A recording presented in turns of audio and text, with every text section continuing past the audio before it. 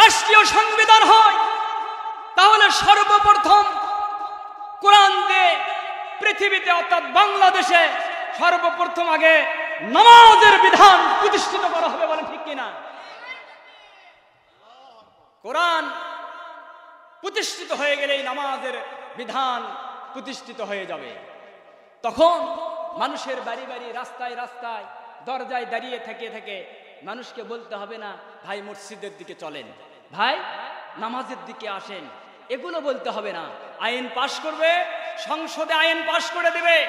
আগামীকাল ফজর থেকে ডক্টর ইউনূস বলবে আগামীকাল ফজর থেকে প্রত্যেক মুসলমানকে 5 ওয়াক্ত নামাজ পড়তে হবে, হিন্দুদেরকে মন্দিরে যেতে হবে, খ্রিস্টানদেরকে গির্জায় যেতে হবে, না হইলে ধর্ম অনুযায়ী ব্যবস্থা নেওয়া হবে। প্রত্যেক মসজিদে প্রত্যেক এলাকায় 2টা করে পুলিশ মোতায়েন করা হলো।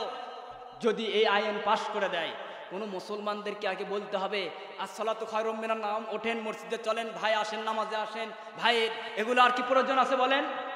কোনো প্রয়োজন নাই। প্রত্যেক মসজিদে 2 জন করে পুলিশ থাকবে, নামাজের বিলাস আল্লাযীনা ইম্মাক্কান্নাহুম ফিল আরদি আকামুস সালাতা ওয়া আতুজ যাকাত।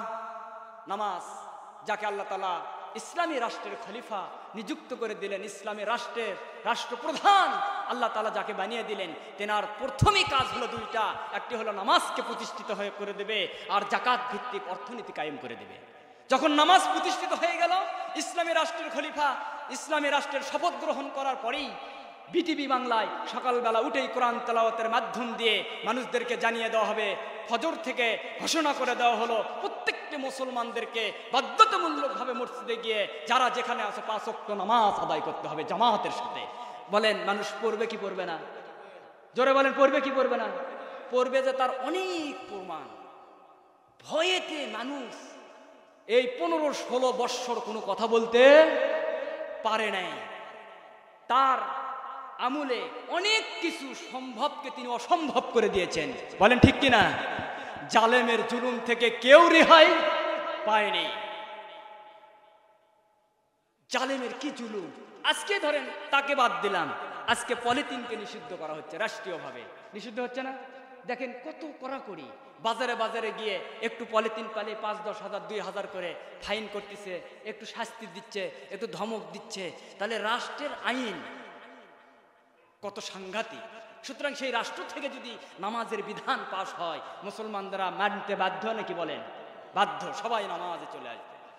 ভাইয়ের আমার, কোরআন যদি রাষ্ট্রে যায়, যাকাত ভিত্তিক অর্থনীতি কায়েম হয়ে যাবে, সুদ ভিত্তিক অর্থনীতি দূর হয়ে যাবে। সুদ ভিত্তিক অর্থনীতি গরিবকে আরো গরিব বানায়, ধনীকে আরো ধনী করে দেয়। কথা বলেন ঠিক কিনা? গরিবকে আরো গরিব বানিয়ে দেয়, আর ধনীকে আরো ধনী বানিয়ে দেয়। আচ্ছা কি রকম ভাবে দেয়? একটু উদাহরণ দেয়, একটা দেব।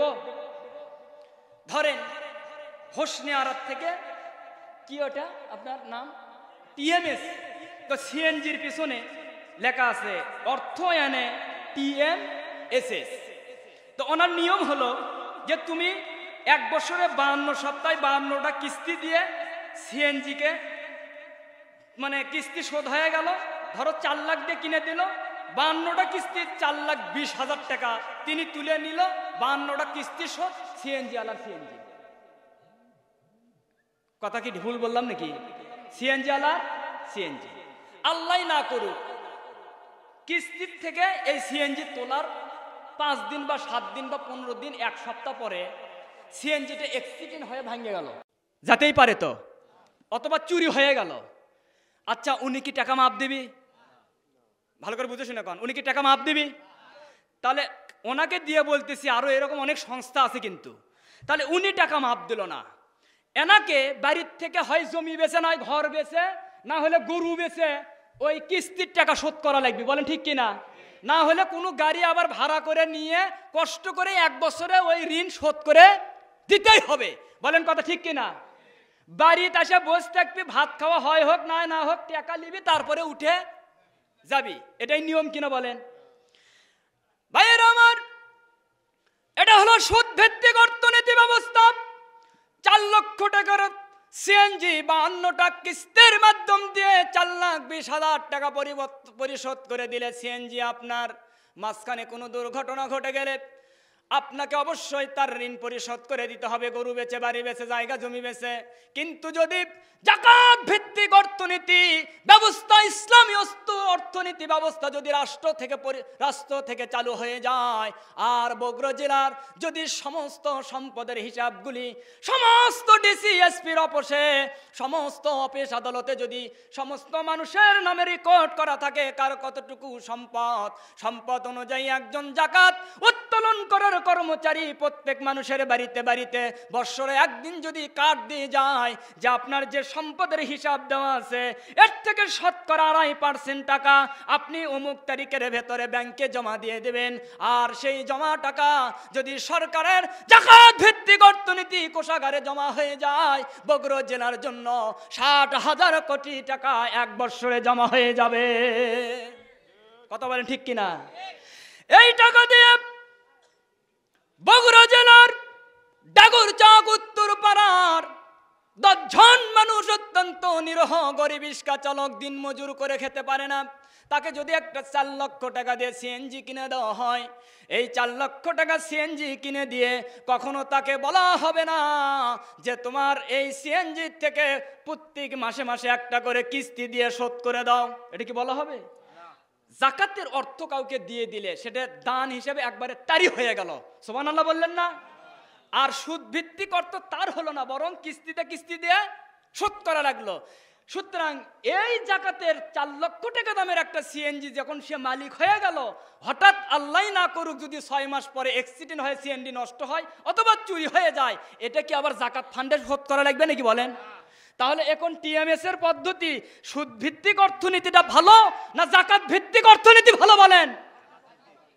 ভাইয়েরা আমার, কোরআন যদি রাষ্ট্রে প্রতিষ্ঠিত হয়ে যায় তাহলে সুদ ভিত্তিক অর্থনীতিকে তুলে দিয়া যাকাত ভিত্তিক অর্থনীতি রাষ্ট্র থেকে যদি কায়েম হয়ে যায়, 5 বছরের ভেতরে বাংলাদেশ থেকে সমস্ত গরিব দুঃখী উঠিয়ে যাবে।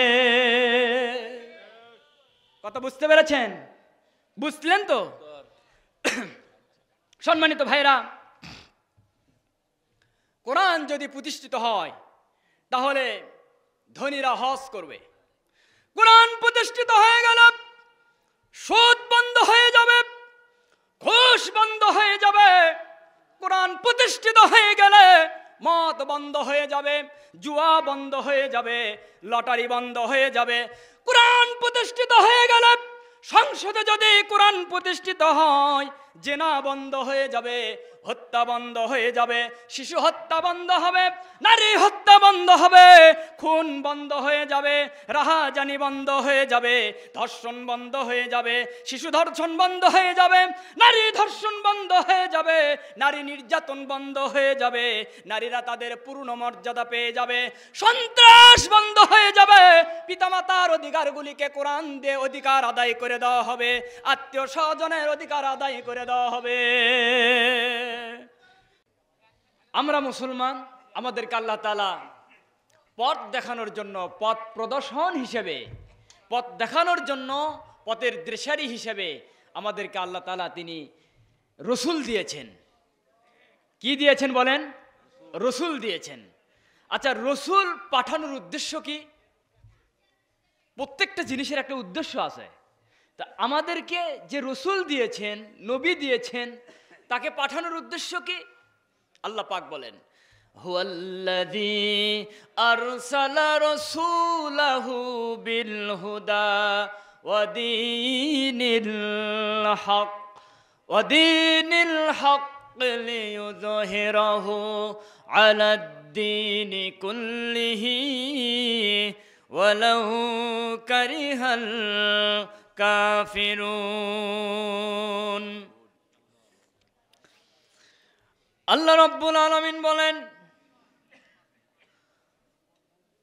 রসুল পাঠানোর উদ্দেশ্য হলো, রাব্বুল আলামিন বলেন যে আমি আমার রসুলকে পাঠিয়েছি দুনিয়ার বুকে হেদায়েত দেওয়ার জন্য, হেদায়েতের বাণী প্রচার করার জন্য। আর অদিনিল হকে, সত্য দিন সহকারে হিদায়ত সহকারে আমি আমার রসুলকে পাঠিয়েছি। এজন্য পাঠালাম লিইয়ুযহিরাহু আলাদ-দীনি কুল্লিহি ওয়ালাউ কারিহাল কাফিরুন। আল্লাহ রাব্বুল আলামিন রসুলকে পাঠিয়ে দিয়েছেন এজন্য যে তিনি তার দিনকে, তিনি তার ইসলামকে, ধর্মকে সমস্ত ধর্ম, সমস্ত মতবাদের উপরে বিজয় করে দেওয়ার জন্য। সুবহানাল্লাহ বললেন না? খেয়াল করেন, আল্লাহ রাব্বুল আলামিন বলেন ওয়াদিনিল হাক্কি লিইয়ুযহিরাহু আলাদ-দীনি কুল্লিহি ওয়ালাউ কারিহাল কাফিরুন। রব্বুল আলামিন বলেন যে আমি আমার রসুলকে দুনিয়ার বুকে পাঠিয়েছি এই জন্য যে তিনি যাতে সমস্ত ধর্ম, সমস্ত মতবাদ, সমস্ত কুফরি মতবাদের ওপরে, সমস্ত দিন ধর্মের ওপরে ইসলামকে প্রতিষ্ঠিত করে দেবে। আর এতে করে কাফের মুশরিক আর কাফের মুশরিকদের অন্তরে যতই জ্বালাও পোড়াও হোক না কেন। কার ঘোষণা বলেন? যারা বলেন এটা কার ঘোষণা? তাহলে রসুল প্রেরণ করার উদ্দেশ্য হলো সকল মতবাদ, সকল শয়তানি মতবাদের ওপরে, সকল ধর্মের ওপরে ইসলামকে বিজয় করে দেওয়া। সুবহানাল্লাহ বলেন। তাহলে সকল ধর্মের ওপরে ইসলাম যে বিজয় হবে এতে কি কোনো সন্দেহ আছে বলেন? যারা বলেন এতে কি কোনো সন্দেহ আছে? সুতরাং ইসলাম বিজয় হলে, ইসলাম প্রতিষ্ঠিত হলে, ইসলাম রাষ্ট্র ক্ষমতা গেলে নামাজ প্রতিষ্ঠিত হয়ে যাবে, এতে কি কোনো সন্দেহ আছে বলেন? ইসলাম প্রতিষ্ঠিত হয়ে গেলে নামাজ প্রতিষ্ঠিত হবে, যাকাত ভিত্তিক অর্থনীতি প্রতিষ্ঠিত হয়ে যাবে, ধনীরা হজ করার সুযোগ পেয়ে যাবে, সুদ বন্ধ হয়ে যাবে, ঘুষ বন্ধ হয়ে যাবে, মদ বন্ধ হয়ে যাবে, জুয়া বন্ধ হয়ে যাবে, লটারি বন্ধ হয়ে যাবে, জিনা ব্যভিচারী বন্ধ হয়ে যাবে, হত্যা বন্ধ হয়ে যাবে, গুম বন্ধ হয়ে যাবে, নারী হত্যা বন্ধ হয়ে যাবে, শিশু হত্যা বন্ধ হয়ে যাবে, রাহাজানি বন্ধ হয়ে যাবে, ধর্ষণ বন্ধ হয়ে যাবে, শিশু হত্যা বন্ধ হয়ে যাবে, শিশু ধর্ষণ বন্ধ হয়ে যাবে, নারী ধর্ষণ বন্ধ হয়ে যাবে, নারীর অধিকারগুলি আদায় করে দেওয়া হবে, নারী নির্যাতন বন্ধ হয়ে যাবে, নারীরা পূর্ণ মর্যাদা পাবে ইসলাম প্রতিষ্ঠিত হয়ে গেলে। সংসদে যদি ইসলাম প্রতিষ্ঠিত হয়ে যায়, বাংলাদেশ থেকে নয় তাম পৃথিবী থেকে সন্ত্রাস নির্মূল হয়ে যাবে। ইসলাম প্রতিষ্ঠিত হয়ে গেলে পিতামাতার হকগুলি আদায় করে দেওয়া হবে, আত্মীয়র অধিকার আদায় করে দেওয়া হবে, আত্মীয় স্বজনের হক আদায় হয়ে যাবে, প্রতিবেশীর হক আদায় হয়ে যাবে, নারীর হক আদায় হয়ে যাবে, নারীর অধিকার আদায় হয়ে যাবে, শ্রমিকের অধিকার আদায় হয়ে যাবে, শ্রমিকের প্রাপ্য দেওয়া হবে। ভাইয়েরা আমার, ইতিমের অধিকার আদায় করে দেওয়া হবে, অমুসলিমের অধিকার আদায় করে দেওয়া হবে। ইসলাম প্রতিষ্ঠিত হয়ে গেলে খাদ্য অধিকার আদায় হয়ে যাবে, শিক্ষার অধিকার আদায় হয়ে যাবে, বাসস্থানের অধিকার আদায় হয়ে যাবে, প্রত্যেক গরিবের অধিকার আদায় হয়ে যাবে। প্রত্যেক গরিবের অধিকারগুলিকে ইসলাম বাড়িতে বাড়িতে গিয়ে পৌঁছে দেবে।